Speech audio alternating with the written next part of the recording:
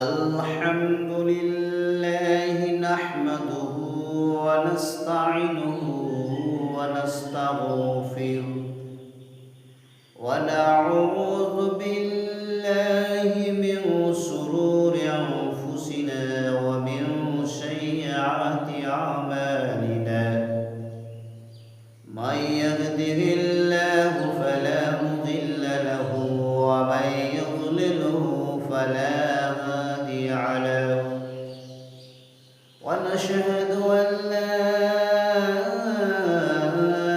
إله إلا الله وحده لا شريك له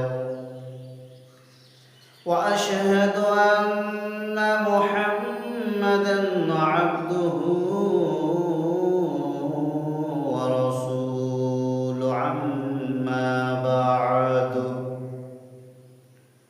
أما بعد فأعوذ بالله من الشيطان الرجيم ومن يغلل يأت بما غل يوم القيامة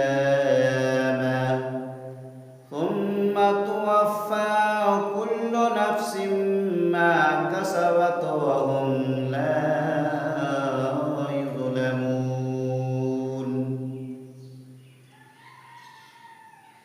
সমস্ত প্রশংসা মহান রব্বুল আলামিনের জন্য, যিনি আমাদেরকে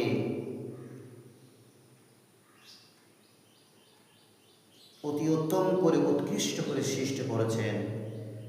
তাই মহান স্রষ্টার কৃতজ্ঞতা জ্ঞাপন করি, শুকরিয়া আদায় করি। আমাদের অন্তরস্থল থেকে আমরা সকলে বলি আলহামদুলিল্লাহ। তারপরে আমাদের ধর্মের গুরু, ধর্মের নেতা মা আমিনাল্লাহ মরুর দুলাল আকায়ে মাওলা নামে করে শিরোমণি আহমদ মুস্তফা মুহাম্মদ মুস্তফা, সকলে বলুন সাল্লাল্লাহু আলাইহি ওয়াসাল্লাম। আজকে আপনাদের সম্মুখে গুরুত্বপূর্ণ বিষয়বস্তু রাখব, গুরুত্বপূর্ণ আলোচনা রাখব। আজকের গুরুত্বপূর্ণ বিষয়বস্তু হচ্ছে বান্দার হক। এই বান্দার হকের উপরে সংক্ষিপ্ত আলোচনা হবে। আল্লাহ পাক রব্বুল আলামিন আমাদের সকলকে যেন আমল করার